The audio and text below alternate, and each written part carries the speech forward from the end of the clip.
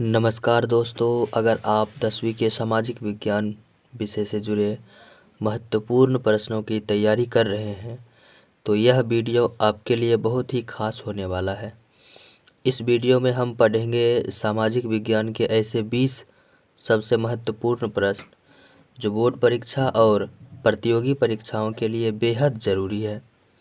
हर प्रश्न को मैं आसान भाषा में समझाऊंगा ताकि आप कम समय में ज़्यादा तैयारी कर सके। तो चलिए बिना समय बर्बाद किए आज का पहला महत्वपूर्ण प्रश्न शुरू करता हूँ। पहला महत्वपूर्ण प्रश्न है, बोल्शेविक क्रांति कब हुई थी? बोल्शेविक क्रांति कब हुई थी? फरवरी 1917 में, नवंबर 1917 में, अप्रैल 1917 में या जुलाई 1905 में? तो जैसा कि आप सब जानते हैं, बोल्शेविक क्रांति नवंबर 1917 में हुई थी। कब हुई थी? नवंबर 1917 में। किसके नेतृत्व में हुई थी? और ये भी जानते हैं, लेनिन के नेतृत्व में। लेनिन थे और एक महान व्यक्ति थे ट्रॉट्स्की, इसी के नेतृत्व में बोल्शेविक क्रांति सफल हुआ था। और अगला सवाल देखते हैं। अगला सवाल है, हिंद चीन पहुंचने वाले प्रथम व्यापारी कौन थे? अंग्रेज, फ्रांसीसी, पुर्तगाली या डच? तो हिंद चीन पहुंचने वाले प्रथम व्यापारी यूरोपीय थे जो कि पुर्तगाली थे। कौन थे? पुर्तगाली। और ये 16वीं शताब्दी में कब आए थे? 16वीं शताब्दी में आए थे, मलक्का नामक जगह पर। मलक्का नामक जगह पर आए थे और व्यक्ति का नाम था अल्बुकर्क। अल्बुकर्क, क्या नाम था व्यक्ति का? अल्बुकर्क, जो कि एक व्यापारी थे, व्यापार करने के सिलसिले में आए थे। और अगर पूरा नाम पूछा जाए तो पूरा नाम उनका था Alfonso de Albuquerque. Alfonso de Albuquerque. तो इस प्रश्न का सही उत्तर क्या हो जाएगा? ऑप्शन सी, पुर्तगाली।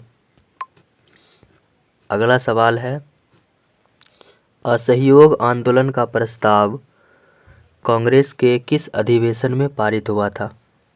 सितंबर 1920 कलकत्ता के अधिवेशन में, अक्टूबर 1920 अहमदाबाद के अधिवेशन में, नवंबर 1920 फैजपुर के अधिवेशन में, दिसंबर 1920 नागपुर के अधिवेशन में? तो इसका सही उत्तर हो जाएगा ऑप्शन ए, यानी कि सितंबर 1920 कलकत्ता के अधिवेशन में हुए थे। और ये चित्तरंजन दास के द्वारा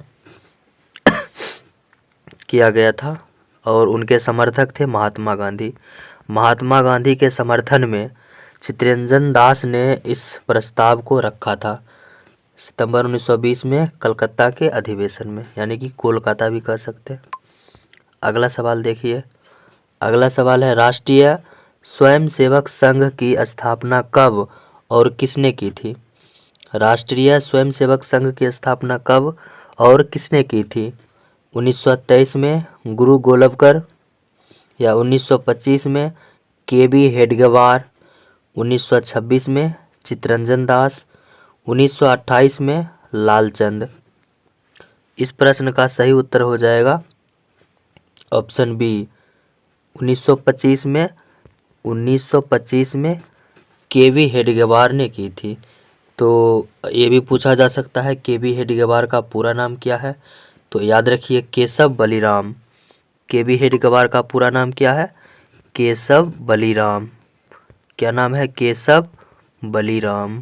केशव बलिराम। चलिए अगला सवाल देखते हैं। अगला सवाल है, इंग्लैंड में सभी स्त्री एवं पुरुषों का वयस्क मताधिकार कब प्राप्त हुआ? इंग्लैंड में सभी स्त्री एवं पुरुषों को वयस्क मताधिकार कब प्राप्त हुआ? 1900 पहला है 1838 में, 1881 में, 1918 में या 1932 में? तो इस प्रश्न का सही उत्तर हो जाएगा ऑप्शन सी, 1918 में प्राप्त हुआ था। कब हुआ था? 1918 में प्राप्त हुआ था। अगला सवाल है, कौन सा सामाजिक वर्ग बुद्धिजीवी वर्ग के रूप में उभर कर आया? कौन सा सामाजिक वर्ग बुद्धिजीवी वर्ग के रूप में उभर कर आया? उद्योगपति वर्ग, पूंजीपति वर्ग, श्रमिक वर्ग या मध्यम वर्ग? तो आप सभी जानते हैं कि मध्यम वर्ग जो थे, सामाजिक वर्ग यानी कि मध्यम वर्ग थे, ये बुद्धिजीवी वर्ग के रूप में उभर कर सामने आया था। जब राष्ट्रीय आंदोलन हो रहा था, यानी कि राष्ट्रीय आंदोलन के दौरान मध्यम वर्ग ही बुद्धिजीवी वर्ग के रूप में उभर कर सामने आए थे। चलिए नेक्स्ट देखते हैं। अगला प्रश्न है, आर्थिक संकट के कारण यूरोप में कौन सी नई शासन प्रणाली का उदय हुआ था? आर्थिक संकट के कारण यूरोप में कौन सी नई शासन प्रणाली का उदय हुआ था? तो प्रथम विश्व युद्ध 1914 से 1918, ये सबको याद होगा। 1914 से 1918 ये प्रथम विश्व युद्ध इस समय शुरू हुआ था। प्रथम विश्व युद्ध के बाद यूरोप के कई देशों में लोकतांत्रिक सरकारें बनी थी। कौन सी सरकारें बनी थी? लोकतांत्रिक सरकारें बनी थी, यानी कि 1914 से 1918 के युद्ध के बाद। लेकिन आर्थिक संकट, जिसे हम महामारी बोलते हैं, और ये आर्थिक संकट कब आया था? तो आर्थिक संकट आया था 1929 में, महामारी यानी कि महामंदी। ठीक है, तो आर्थिक संकट के कारण ये सरकारें कमज़ोर पड़ गई। कौन सी सरकारें कमज़ोर पड़ गई? लोकतांत्रिक सरकारें कमज़ोर पड़ गई। इसी कमज़ोरी का लाभ उठाकर बाद में फांसीवादी और नाजीवादी शासन उभर कर सामने आया था, यानी कि फांसीवादी और नाजीवादी इस प्रश्न का सही उत्तर हो जाएगा। फांसीवादी, नाजीवादी शासन, तो यहाँ पे शासन होना चाहिए, शासन। ठीक है, तो चलिए अगला सवाल देखते हैं। 9 नंबर का सवाल क्या है? किस पत्र ने रातों रात वर्नाक्यूलर प्रेस एक्ट से बचने के लिए अपनी भाषा बदल दी? किस पत्र ने रातों रात वर्नाक्यूलर प्रेस से बचने के लिए अपनी भाषा बदल दी? हरिजन, भारत मित्र, अमृत बाजार पत्रिका या हिंदुस्तान रिव्यू? तो इसका उत्तर हो जाएगा अमृत बाजार पत्रिका। सही उत्तर होगा ऑप्शन सी, अमृत बाजार पत्रिका। तो पहले जो ये पत्र थे, पहले बंगला में छपते थे, यानी कि बंगला में प्रकाशित होते थे, बंगला भाषा में। किस भाषा में पहले प्रकाशित होते थे? बंगला भाषा में प्रकाशित होते थे। लेकिन जब वर्नाक्यूलर प्रेस एक्ट लागू हुआ था, और आपको ये भी पता होना चाहिए कि वर्नाक्यूलर प्रेस एक्ट कब पारित हुआ था? ये हुआ था 1878 ईस्वी में। 1878 ईस्वी में पारित हुआ था। किसने पारित किया था? लॉर्ड लिटन ने। किसने पारित किया था वर्नाक्यूलर प्रेस एक्ट? तो ये किए थे लॉर्ड लिटन। लॉर्ड लिटन ने किए थे। ठीक है, तो इसका वर्नाक्यूलर प्रेस एक्ट, इसके ये क्या कर सकते थे, यानी कि किसी भी समाचार पत्र को रोकने के लिए ये उत्तरदायी थे। कोई भी समाचार पत्र जो पारित किया गया था vernacular press act Lord Lytton के द्वारा, किसी भी पत्र को रोक सकते थे, और प्रेस को यानी कि छापाखाना को बंद कर सकते थे, और बिना कोई मुकदमा चलाए उसको पकड़कर दंड दे सकते थे, सज़ा सुना सकते थे। तो ये था वर्नाक्यूलर प्रेस एक्ट।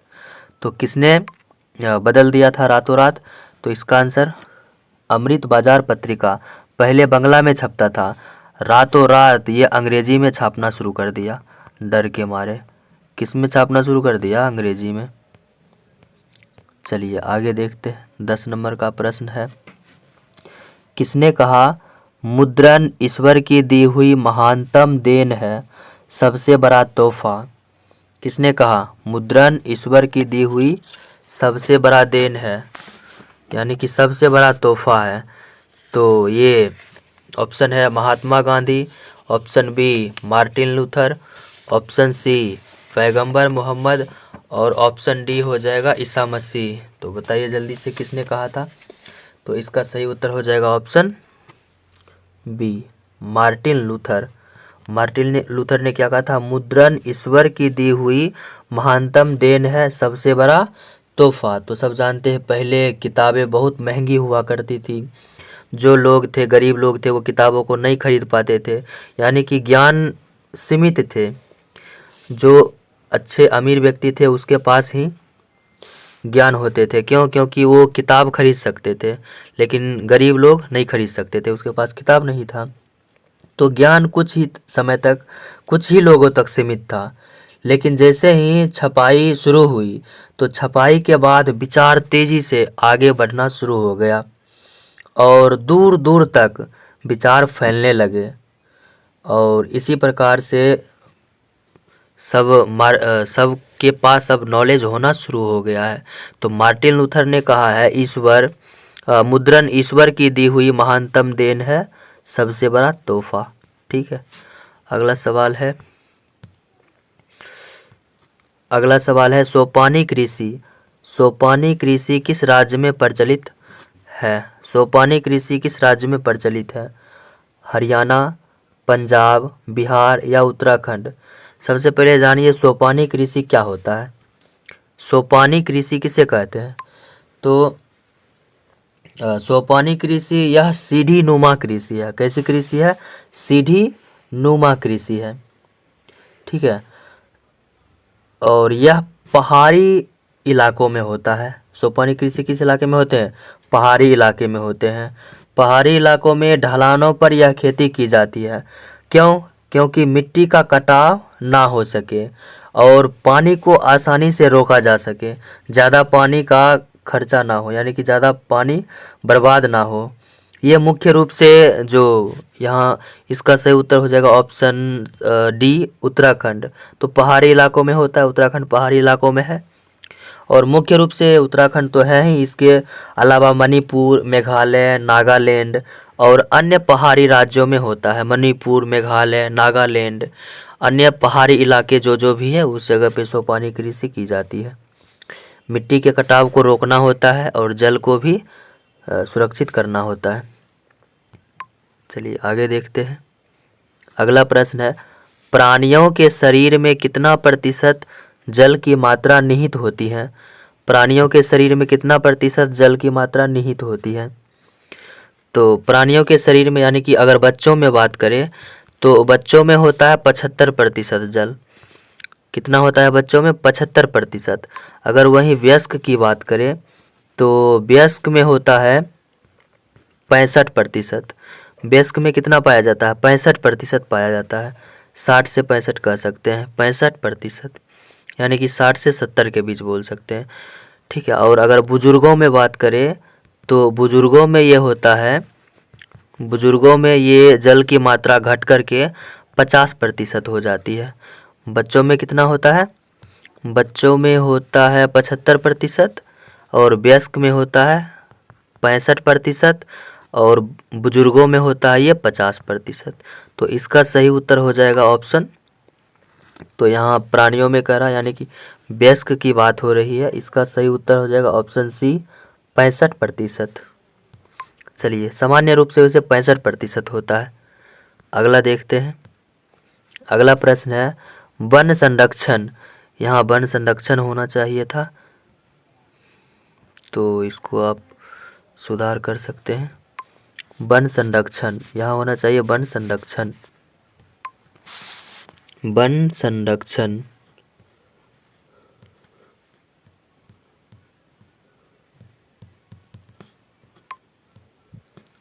वन संरक्षण वन संरक्षण में प्रबंधन की दृष्टि से वनों को कितने वर्गों में वर्गीकृत किया गया है। वन संरक्षण में प्रबंधन की दृष्टि से वनों को कितने वर्गों में वर्गीकृत किया गया है। 4 वर्गों में, 5 वर्गों में, 3 वर्गों में, या इनमें से कोई नहीं। तो जल्दी से सोच के बताइए, वन संरक्षण में प्रबंधन की दृष्टि से वनों को कितने वर्गों में बांटा गया है? तो 3 वर्गों में। सही उत्तर क्या हो जाएगा? ऑप्शन सी, 3 वर्गों में बांटा गया है। तो पहला क्या है? पहला है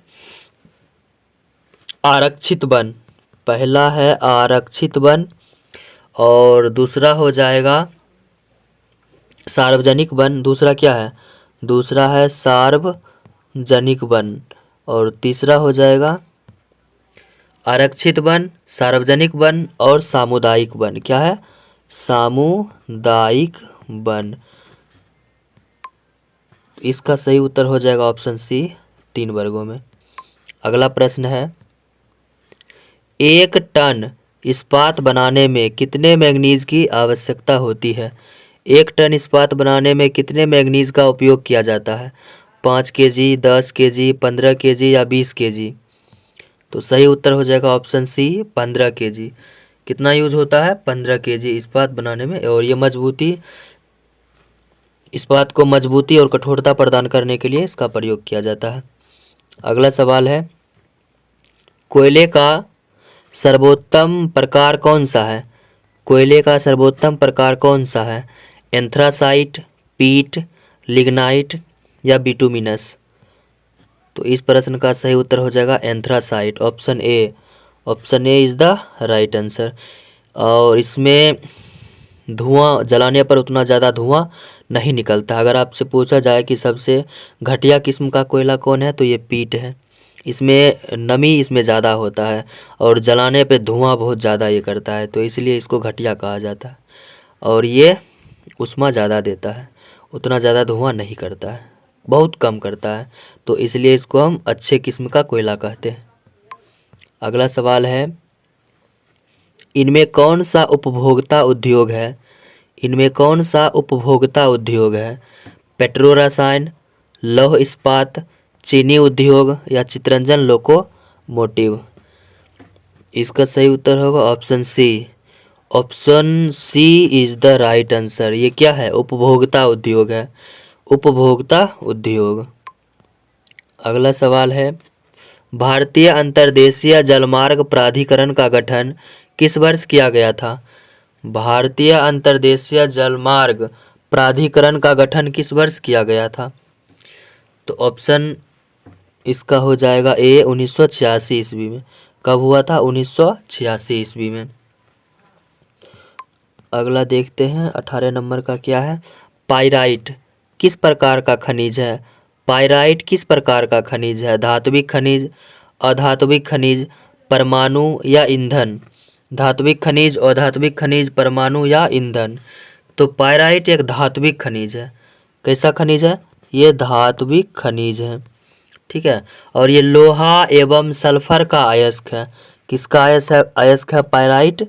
लोहा का भी अयस्क है और सल्फर का भी अयस्क है। इसे धातु उद्योग में सल्फ्यूरिक अम्ल बनाने में इसका प्रयोग किया जाता है।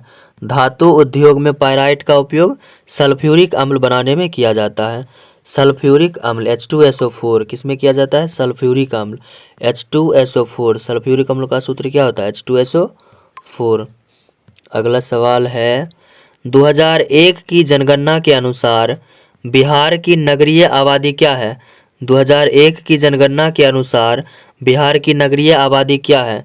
20.5%, 15.5%, 10.5%, 25.5%। अगर 2001 की बात की जाए तो 2001 में ये थे, इसके अनुसार 10.5%। जनगणना बिहार की नगरीय आबादी कितनी है? 10.5% थे। अगर वहीं 2011 की बात की जाए, 2011 के अनुसार, अगर आपसे पूछा जाए 2011 के अनुसार बिहार की नगरीय आबादी कितनी है, तो ये हो जाएगा 11.3%। 2011 के अनुसार 11.3%। चलिए अगला सवाल देखते हैं। अगला सवाल है, नदियों में बाढ़ आने का प्रमुख कारण क्या है? नदियों में बाढ़ आने का प्रमुख कारण क्या है? जल की अधिकता, वर्षा की अधिकता, नदी की तली में अवसाद का जमाव, इनमें से कोई नहीं। यह होना चाहिए इनमें से सभी, इनमें से सभी, क्योंकि जल की अगर अधिकता हो जाए तो इससे भी बाढ़ आ सकती है, और वर्षा बहुत ज़्यादा होने लगे तो इसके कारण भी बाढ़ आ सकती है, और नदी के तले में अवसाद का जमा हो जाना, ये भी बाढ़ आने का एक प्रमुख कारण हो सकता है। तो इसमें हो जाएगा इनमें से सभी। क्या हो जाएगा? इनमें से सभी। ऑप्शन ई जोड़ लीजिए, इनमें से सभी, इनमें से सभी, ऑल ऑफ दीज। ठीक है, तो ऑल ऑफ दीज हो जाएगा। अगला सवाल है, भारत की वित्तीय राजधानी किस शहर को कहा जाता है? मुंबई, दिल्ली, पटना या बेंगलुरु? मुंबई, दिल्ली, पटना या बेंगलुरु? तो भारत की वित्तीय राजधानी है मुंबई। भारत की वित्तीय राजधानी कौन सी है? मुंबई। मुंबई को भारत की वित्तीय राजधानी कहा जाता है, क्योंकि आरबीआई जो है यानी कि रिजर्व बैंक ऑफ इंडिया, और बीएसई यानी कि बॉम्बे स्टॉक एक्सचेंज इत्यादि, ये सभी और कई तरह के व्यापार उद्योग और वित्त का मुख्य केंद्र सब कहाँ पर है? सब मुंबई में ही स्थित है। इसीलिए मुंबई को भारत की वित्तीय राजधानी कहा जाता है। तो इसे भारत की राजधानी कहाँ है? नई दिल्ली है, लेकिन वित्तीय राजधानी पूछेगा तो मुंबई हो जाएगा। तो आज के लिए यहीं तक, मिलते हैं नेक्स्ट वीडियो में। जय हिंद, जय भारत।